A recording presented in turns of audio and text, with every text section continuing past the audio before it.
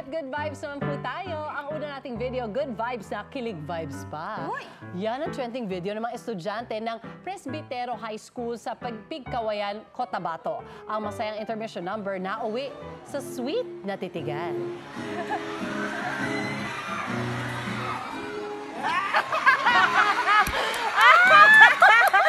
Ayan niya kasi habang tumutugtog kasi ng gitara ang Boy Scout na si Jules. Na-assign na tagahawak ng mikropono ang schoolmate niyang si James. Sa galing at ganda ng boses ni Jules, hindi na raw namalayan ni James na napapatitig na siya. With matching kilig pa. Parang si James daw kasi ang mismong hinaharana ni Jules. Kaya naman viral ang video na to na may mahigit 4 million views na. Ang cute talaga din ng Boy Scout, ha? In fair. Ang cute! Oh my God! Lahat kami dito kinilig! Ito pa ang isa pang talented. Sa sobrang talented, paikutin ka raw sa tawa. Si Adrian Gamboa kasi kayang paikutin ang ulo niya. Ha? Paano yan? Ang grabe,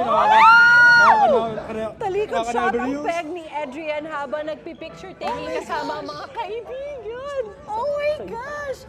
Nang paharapin na raw si Adrian, nauna na humarap ang ulo niya bago pa ang katawan niya. Grabe! Tuwan-tuwa naman ang mga nakakita sa kanyang flexibility. Ang video nga umabot na mahigit 8 million views online. Bonusness. Wow! Nakikilaw. Parang kaugis ni Kaloy, no? Wanda kayo pag nagsama na naman kayong dalawa, ha? Ay, wala, parang kaugis ko rin. Yari ka. Naku, may Good Vibes video din ba kayo na kayo padala sa aming Facebook page? At baka kayo na ang susunod na itampok namin dito sa Hirit Good Vibes!